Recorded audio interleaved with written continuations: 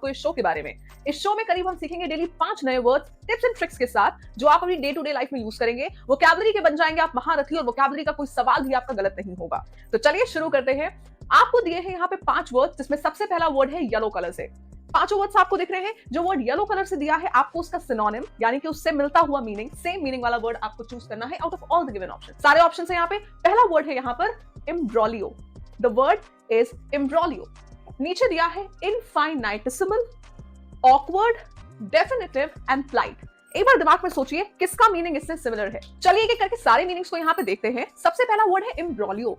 इम्ब्रोलियो को देखते ही दिमाग में ब्रोकली नहीं आ रही। ब्रोकली सबने देखी है, लेकिन ब्रोकली पसंद किसी को नहीं होती है।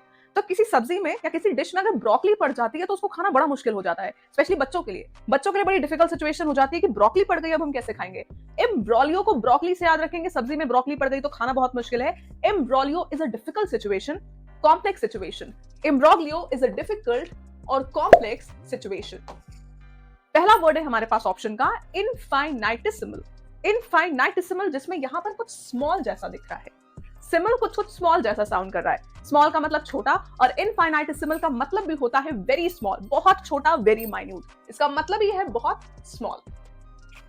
Third word is awkward. Awkward का मतलब किसको नहीं पता होगा? अजीब। कहता है मेरे लिए बड़ी सिचुएशन ऑकवर्ड हो गई है। ऑकवर्ड हो जाना, सिचुएशन अजीब हो जाना, अजीब। थर्ड वर्ड है डेफिनेटिव। डेफिनेटिव, अब यहां पे आप इसको दो तरीके से याद कर सकते हैं।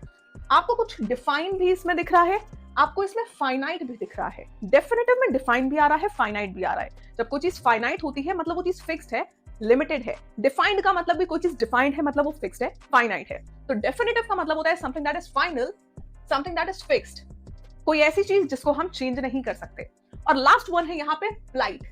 दिमाग में पहला वर्ड क्या स्ट्राइक किया? Flight, flight, flight. और फ्लाइट छूटती है तो भैया मुश्किल तो खड़ी हो ही जाती है। तो फ्लाइट छूटना मतलब मुश्किल खड़ी हो जाना। तो फ्लाइट का मतलब भी होता है a very difficult situation, a very complicated situation.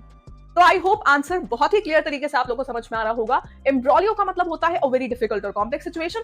Flight का मतलब मुश्किल खड़ी हो जाना। तो फ्लाइट का मतलब भी होता है a very difficult situation, a very complicated situation. तो आई होप आंसर बहुत ही क्लियर तरीके से आप लोगों को समझ में आ रहा होगा। एम्ब्रोलियो का मतलब होता है अ वेरी डिफिकल्ट और कॉम्प्लेक्स सिचुएशन। फ्लाइट का मतलब भी है अ वेरी डिफिकल्ट और कॉम्प्लिकेटेड सिचुएशन। तो यहाँ पे एम्ब्रोलियो का सिनोनिम हो जाता है फ्लाइट। सो गाइस, ऐसे ही डेली नए नए वर्ड सीखने के लिए इस सीरीज को डेली बेसिस पे देखिए और